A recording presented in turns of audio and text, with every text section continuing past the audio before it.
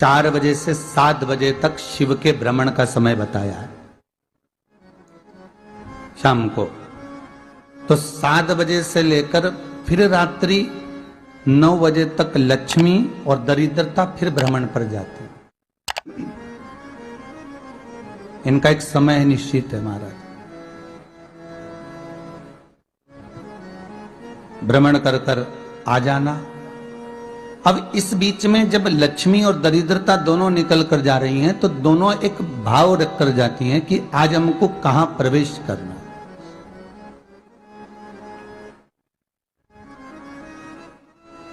आज हमें किस जगह पर प्रवेश करना है, आज हमें कहां पहुंचना है, आज हमें किस जगह जाना है। और जिस नगर में जिस मार्ग से लक्ष्मी और दरिद्रता निकल कर जाती हैं, ये दोनों का जब निकलना होता है, इनको स्थान दिया गया जहां पर स्वच्छता हो, घर के दरवाजे पर रंगोली डली हुई हो, द्वार पर जल छीटा गया हो। महाराज उस द्वार पर लक्ष्मी प्रवेश करती है तो दरिद्रता भी जाने लगती है अंदर। जब दरिद्रता अंदर जाने लगती है तो लक्ष्मी उसको रोक देती है। पहले मैं देखकर आती हूं कि तेरे लिए स्थान है कि नहीं, तू यहां रुक।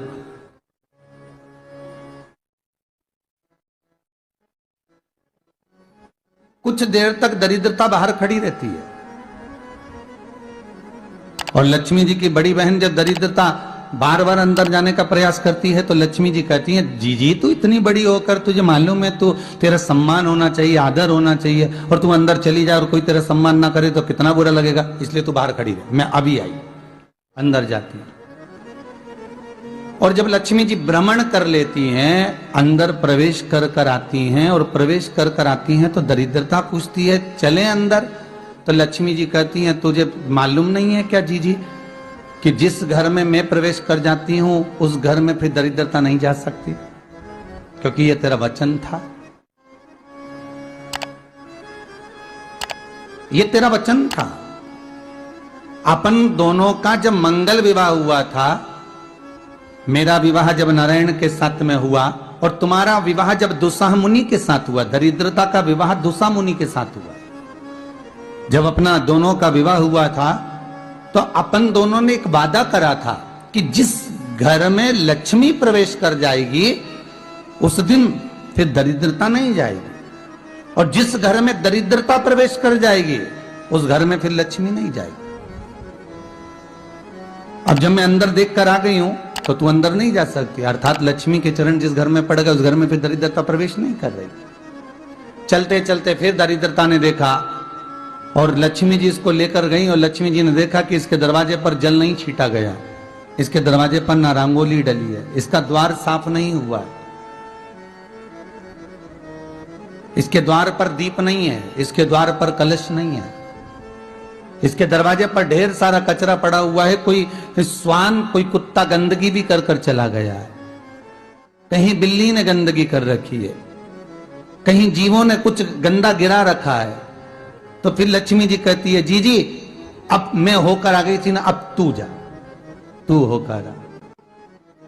और दरिद्रता प्रवेश करती है तो अंदर जाकर क्या देखती है दरिद्रता कि इतनी सवेरे से मैं घूमने इनके दरवाजे पर आई और ये तो सब चादर तान के चकाचक गुर्राटा भर भर कर सो रहे हैं। तो दरिद्रता कह देती है, तुम्हारा भाग्य ही बेकार है, तुम्हें क्या करूं, तुम ऐसे ही सोते रहो। और दरिद्रता गुस्से में बाहर निकल कर आती है, लक्ष्मी से कहती है, लक्ष्मी तू इसके घर में जाना ही मत। तो दरिद्रता को कहती है, जीजी तेरी बात नहीं मानूंगी क्या मैं? लक्ष्मी जी बोली, मैं तेरी बात नहीं मानूंगी, बिल्कुल नहीं जाऊंगी इसके घर में, तू चिंता मत कर, चल आगे चले। फिर आगे बढ़े। ये लक्ष्मी और दरिद्रता का प्रवेश है। आपके घर का द्वार, आपके घर का दरवाजा। फिर निवेदन करूंगा एक बहुत सुंदर बात, हमें महाराष्ट्र से सीखना चाहिए, हमें साउथ से सीखना चाहिए, दक्षिण से। जिस समय पर भक्ति देवी यमुना जी के घाट पर रो रही थी अपने पुत्र ज्ञान और वैराग्य को गोदी में लेकर समय देव ऋषि नारद ने प्रश्न किया था कि तुम कहां पर पोषित हुई हो, तुम्हें ऊर्जा कहां से प्राप्त हुई? तो कहा मैं गुजरात से तो चली हूं। और वहां से चलती चलती भक्ति देवी कहती है मैं बहुत दुखी होकर, बूढ़ी होकर, द्रवित होकर, बड़ी दुख में वहां से चलते चलते जब मैं महाराष्ट्र में पहुंची तो मैंने वहां जाकर देखा कि वहां पर लोग हर पल हर घड़ी ब्रह्म मुहूर्त में उठकर स्मरण करते हैं, नाम जाप करते हैं और दरवाजे पर जल छीट कर रंगोली डालते हैं। तो कह रही है कि वहां पर मैं थोड़ी अवस्थावान होने लगी, वहां मुझे अच्छा लगने लगा। फिर जब मैं और आगे पड़ी, दक्षिण में जब पहुंची, वहां पर जाकर मैंने देखा कि सुबह से उठकर मंगलाचरण, मंगला स्तोत्र और वेदों की ध्वनि होने लगी। वहां पर मैं और आनंदित हो गई। हमें कुछ चीजें महाराष्ट्र से सीखना चाहिए कि वहां रहने वाले जो भगत हैं, वारकरी संप्रदाय के जो भक्त होते हैं, वैष्णव जो धर्म के भक्त होते हैं, उनका नियम है सवेरे के समय घर में पानी है कि नहीं है, पर जब भी वो घर का दरवाजे के बाहर थोड़ा ना थोड़ा पानी तो छींट ही देते हैं। और छींटने के बाद फिर वहां पर अपने यहाँ तो दिवाली पे रंगोली बनती है जी, और वहां पर रोज की रंगोली बन जाती है कि कभी हो सकता है परमात्मा राह भूल कर हमारे घर में प्रवेश कर जाए, इसलिए वहां प्रतिदिन की रंगोली, प्रतिदिन।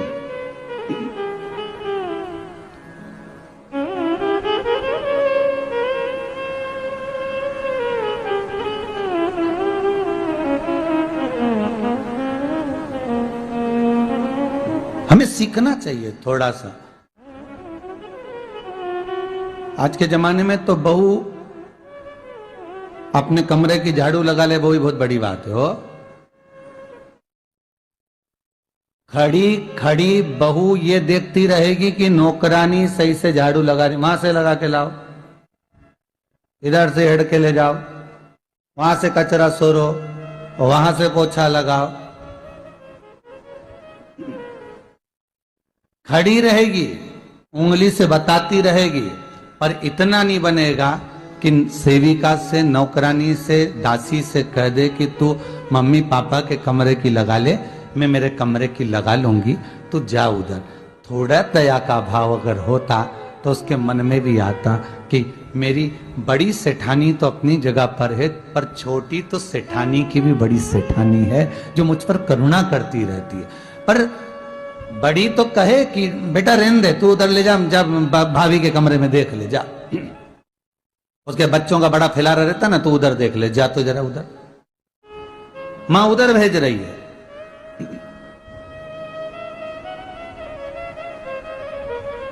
थोड़ा सेवा का भाव हमारे भीतर हो। और एक निवेदन तो हमेशा करा है और आज भी करता हूं, पूरे घर की सफाई करवाओ, पूरे घर में तुम पोछा झाड़ू जो चाहे करवाओ, मना नहीं है। पर एक निवेदन है, रसोई घर के अंदर बहू और बेटी ही जाकर भोजन बनाए तो अन्नपूर्णा सदा कृपा करती है महाराज, बहू और बेटी ही।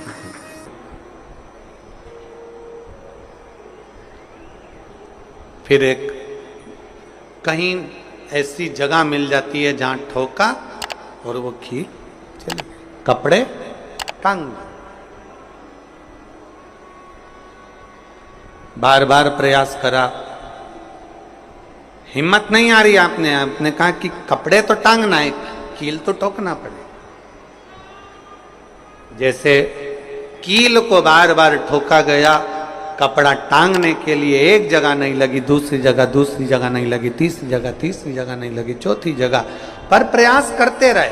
उसी तरह भगवान शंकर की, लोग कहते हैं कथा एक बार सुन ली, 2 बार सुन ली, 3 बार सुन ली, हम कहते हैं बार बार इस मन रूपी कील को परमात्मा के चरणों में ले जाकर ठोकते रहो, इस मन को भगवान के चरणों में ले जाकर छोड़ते रहो, कथा में इस मन को बार बार ले जाकर ठोकते रहो, एक ना एक दिन ये परमात्मा तक पहुंच ही जाएगी, ये निश्चित। थोड़ा प्रयास आपको करना पड़ेगा, थोड़ी मेहनत आपको करना पड़ेगी। प्रेशर बढ़ा, थोड़ा मेहनत थोड़ा प्रयास आपको करना। और मैंने तेरे ही भरोसे बाबा, तेरे ही भरोसे हवा बिच उड़ती जावांगी बाबा, डोर हर तो छड़ी नावे कटी जावांगी भोले मैं तेरी पत्नी। अब मन को लगाते रहो, शिव महापुराण की कथा में चित्त लगाते रहो। टीवी खोलो तो शंकर की कथा ढूंढो, टीवी खोलो तो ये देखो कि आस्था चैनल पर कहां कुबेरेश्वर महादेव आ रहा है, कहां कुबेर भंडारी आ रहा है।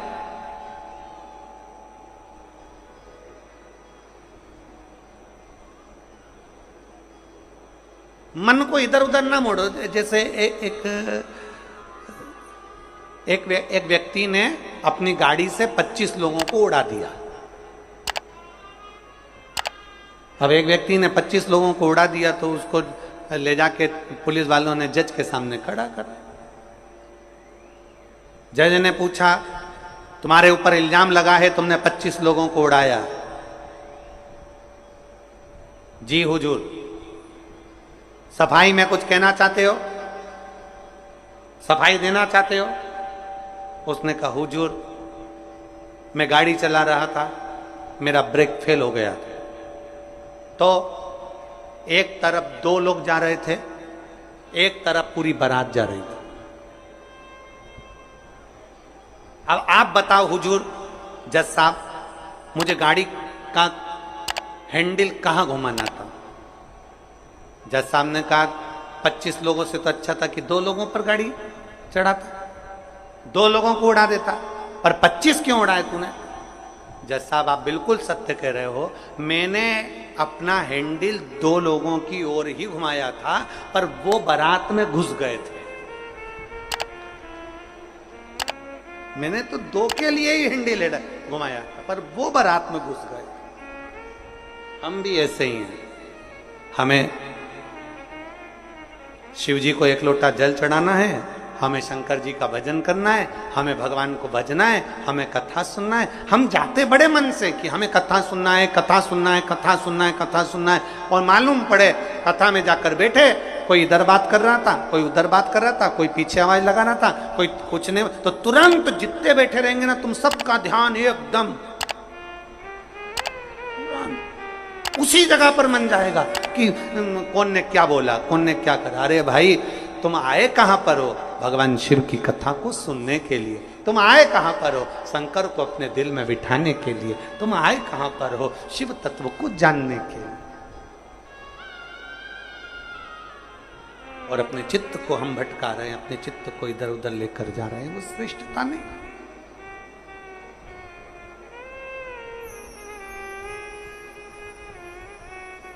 जिस समय पर ब्रह्मा जी ने सृष्टि की रचना करी,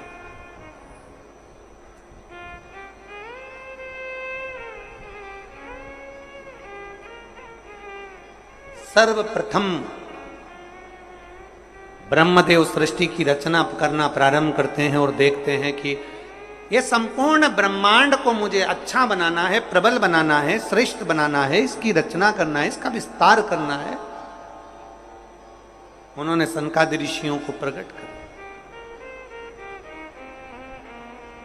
सनत कुमारों को जब प्रकट किया, सनत कुमारों को प्रकट करते से ही सनत कुमार तो भगवान शंकर की, भगवान नारायण की भक्ति में ऐसे डूब गए कि उन्होंने सृष्टि का क्रम आगे बढ़ाया ही नहीं। उन्होंने सृष्टि को आगे बढ़ाया ही नहीं।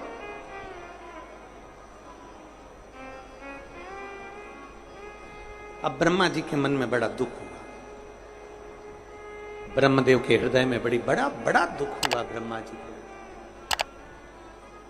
ब्रह्मा जी भगवान नारायण के पास में गए और नारायण के पास में जाकर उन्होंने हाथ जोड़कर निवेदन करा। ब्रह्मा जी बोले हैं, नारायण, मैंने सृष्टि का खंड आगे बढ़ाने के लिए सनकादि ऋषियों को प्रकट किया, मैंने सृष्टि को आगे बढ़ाने के लिए सनकादि ऋषियों को मार्गदर्शन किया, पर ये सनकादि ऋषि तो भगवान की भक्ति में डूब गए, आपके भजन में डूब गए, ये तो कोई सृष्टि को आगे बढ़ाते नहीं है।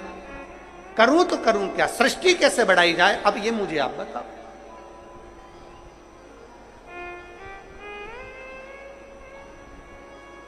शिव कथा कहती है,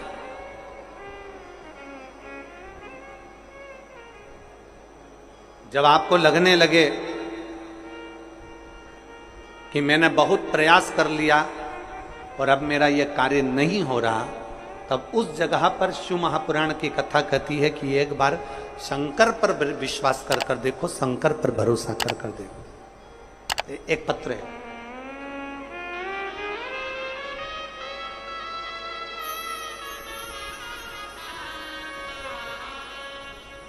मेरा नाम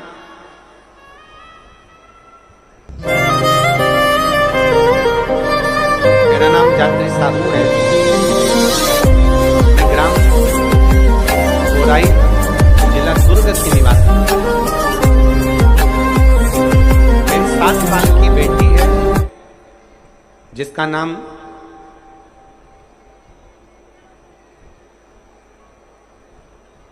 नीला है। 7 वर्ष की बेटी है।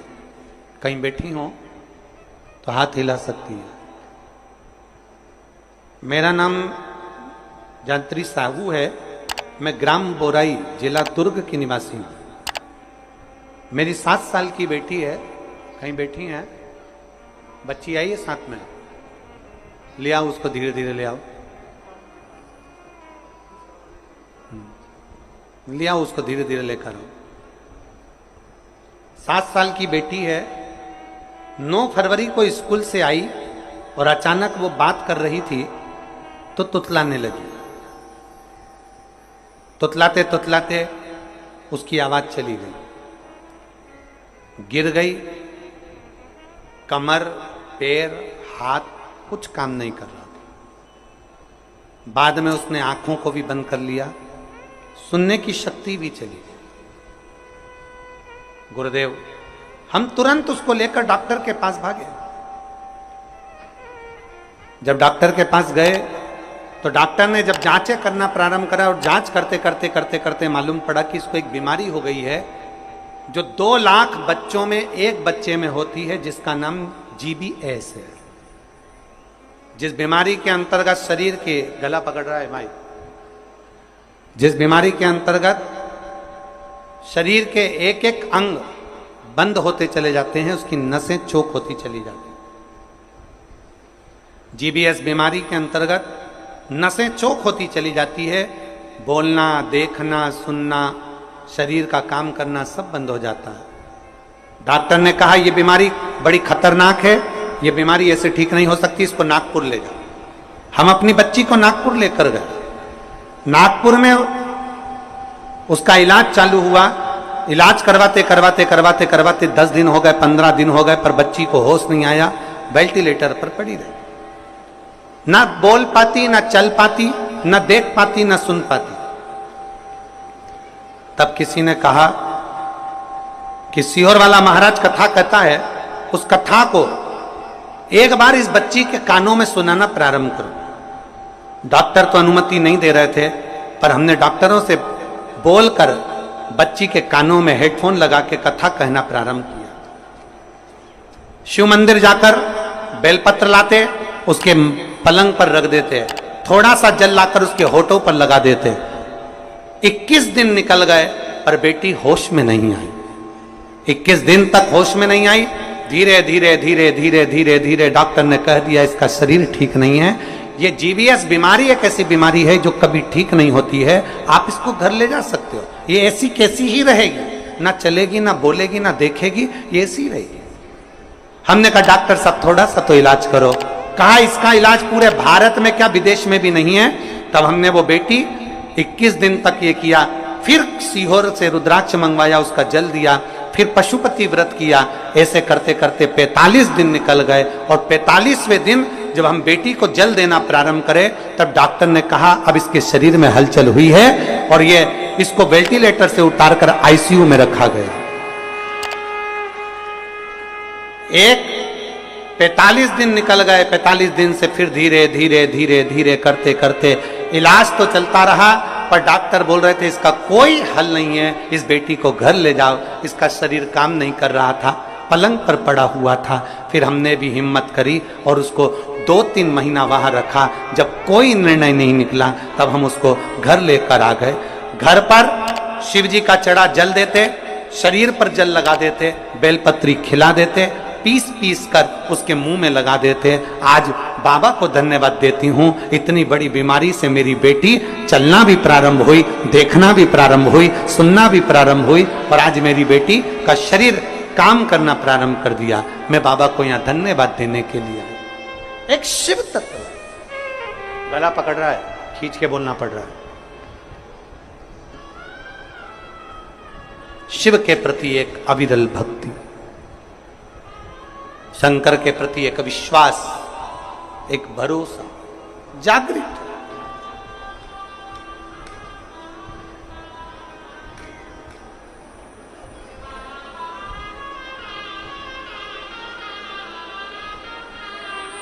एक लाइन इन्होंने बहुत अच्छी लिखी है, बाबा मेरी बच्ची को और मुझको 4 महीना जो देखना पड़ा, मैं भोलेनाथ से केवल ये प्रार्थना करने के लिए आई हूं कि ऐसा कभी किसी बच्ची को और किसी मां को देखना ना पड़े। बस इतनी कृपा करूं। शिव औघड़ी है, शिव त्रिकालदर्शी है, शिव शंभु औघड़ी, त्रिकालदर्शी, कैलाशी, अविनाशी।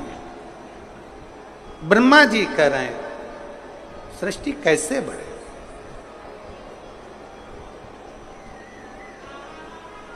सृष्टि की रचना कैसे हो। भगवान नारायण ने कहा कि आप एक काम करो, भगवान शिव के पास में जाओ, शंकर जी के देवादिदेव महादेव के पास में जैसे ही पहुंचे, भगवान शंकर से प्रार्थना करी ब्रह्मा जी ने कि मैं सृष्टि को कैसे बढ़ाऊं, मैं सृष्टि की रचना कैसे करूं, इसको बढ़ाऊं कैसे, क्या करा जाए। भगवान शंकर ने कहा ब्रह्मदेव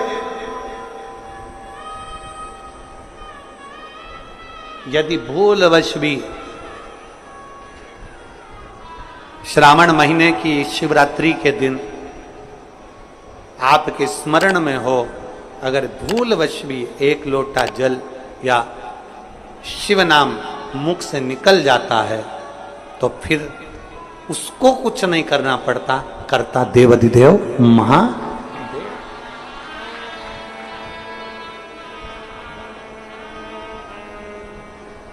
करना केवल महादेव को पड़ता। आप अपने विश्वास को जागृत करिए, जाओ। ब्रह्मा जी ने सावन महीने की शिवरात्रि का इंतजार किया, श्रावण की शिवरात्रि के दिन ब्रह्मदेव ने शिव का स्मरण करा, बाबा की ऐसी कृपा हुई कि सृष्टि की लीला प्रारंभ। हृदय से दक्ष आदि को प्रकट किया,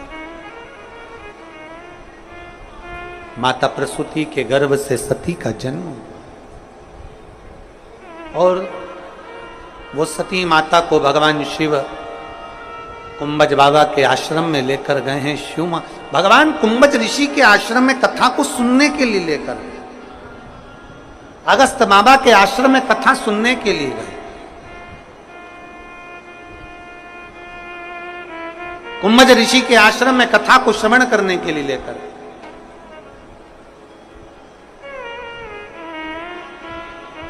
भगवान ओगड़दानी माता सती को लेकर जैसे कुंभज ऋषि के आश्रम में पहुंचे, जैसे कुंभज बाबा के पास में पहुंचे, कुंभज ऋषि के आश्रम में पहुंचे, भगवान कुंभज ऋषि ने, अगस्त ऋषि ने सती माता को देखा। आ जाओ।